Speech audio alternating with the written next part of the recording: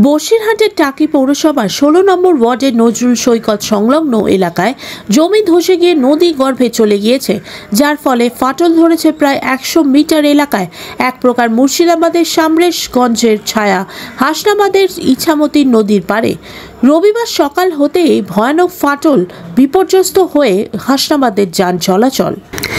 ফাটল ধরা ইতিমধ্যে মধ্যবাজার এলাকায় পুলিশের তরফে ব্যারিকেড করে এলাকায় যানবাহন ও মানুষ চলাচলের নিষেধাজ্ঞা জারি করা হয়েছে। রবিবার সকাল হতেই স্থানীয় বাসিন্দারা এই ফাটল দেখতে পান। ইতিমধ্যে খবর দেওয়া হয়েছে সেচ দপ্তরকে। দীর্ঘদিন ধরে এই এলাকায় একাধিক দোকান সহ একটি পার্কের একাংশ ইছামতি নদী গর্ভে চলে গিয়েছে। আবার নতুন করে ফাটল ধরায় আতঙ্কে রয়েছেন এলাকাবাসীরাও। বেশ কিছু বাড়ির পার্শ্ববর্তী এলাকায় ফাটল ধরায় বাড়িগুলি ঝুঁকির মধ্যে অবস্থান করছে। বেশ কিছু বাড়ির থেকে মানুষজনকে সরিয়ে অন্যত্র নিয়ে যাওয়া হয়েছে। পাশাপাশি বাড়ির গুরুত্বপূর্ণ নথিপত্র ও আসবাবপত্রগুলি সরিয়ে নিয়ে যাওয়া হয়েছে। ইতিমধ্যে টাকি পৌরসভার 16 নম্বর ওয়ার্ডের কাউন্সিলর গোবিন্দ সরকার ঘটনাস্থলে এসে উপস্থিত হয়েছেন এবং পরিদর্শন করে ঊর্ধ্বতন কর্তৃপক্ষকে বিষয়টি জানিয়েছেন। ব্যুরো রিপোর্ট, আরজি সমাচার। আমরা এখানটা পাইলিং এর জন্য বাড়ি বাড়ি সবাইকে বলেছি, পৌরসভাকেও বলেছি, ইরিগেশনকেও বলেছি, সব জায়গাতে বলেছি যে আমাদের এটা পাইলিং হোক, যাতে পাবলিক এখানকার সুখী শান্তিতে থাকতে পারে। প্রত্যেককে বলেছি, কেউ কর্ণপাত করেই না, কোনো কর্ণপাতই করে না। জলের সময় 1 হাঁটু জল ওঠে, রাস্তায় 1 হাঁটু জল ওঠে, আমরা জলের মধ্যে বসে থাকি। এই এখন খবর পেলাম যে পিছন ভেঙে যাচ্ছে, দৌড়ে এসে এখন জিনিসপত্র সারাচ্ছি। কী হবে যদি রাত্রে আবার একদম চলে যায়, তাহলে আমাদের একদম ভিজে গেলাম। এই জন্য এইসব আপনার তো প্রচণ্ড ক্ষতি হবে। আপনার তো এইখান থেকে অবশ্যই এই আমাদের পেটের ভাত, আর আমাদের নো সোর্স অফ ইনকাম, একদম কোনো ইনকাম নেই। এর উপরে আমাদের পেটের ভাত চলে আমাদের।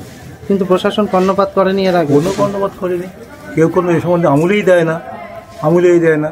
এই জেটি কাজ করে লাখ লাখ টাকা, কোটি কোটি টাকা ব্যয় করে কী উপকার হয়েছে পাবলিকের? পাবলিকের কী উপকার হয়েছে? এই টাকাটা যদি পাইলিং হতো, পাবলিক উপকৃত হতো।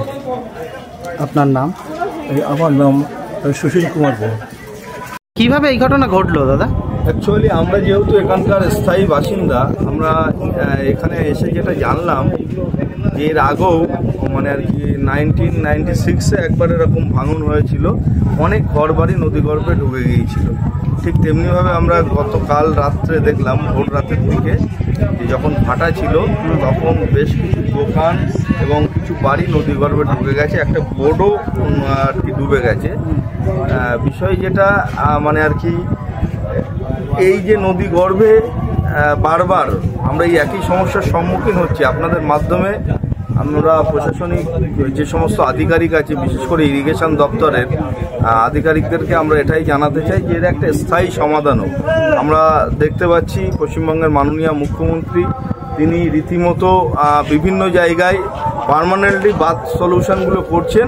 তো আমাদের এই হাসনাবাদেও আপনি এই দেখুন, এই নজরুল সৈকত জনবহুল এলাকায়, হ্যাঁ এই জনবহুল এলাকা, সেই জায়গায় যাতে বাঁধ মেরামতির কাজটা স্থায়ীভাবে সুসম্পন্ন। স্থানীয় বাসিন্দা হিসেবে আপনারা কতটা আতঙ্কে আছেন এই মুহূর্তে? আতঙ্ক বলতে আমরা রীতিমতো ঘর বাড়ি ছেড়ে মানুষ পালাচ্ছে, সে তার নিত্য প্রয়োজনীয় জিনিসটুকু নেওয়ার সময় পাচ্ছে না, প্রয়োজনীয় জিনিসও তো হারিয়ে ফেলতে পারে। তবে সত্যি কথা বলতে প্রশাসনিক তৎপরতাই দেখছি, ওনারাও আমাদেরকে পৌর প্রশাসন এবং হাসনাবাদ থানা যথেষ্টভাবে সহযোগিতা করছেন। আমরা আশা রাখবো সবাই যাতে সহযোগিতার মাধ্যমে যে বাড়িগুলো ক্ষতিগ্রস্ত হচ্ছে তাদেরকে আপাতত যাতে আমরা একটা জায়গায় দাঁড় করাতে পারি। আপনার নাম? আমার নাম আবু বাক্কার।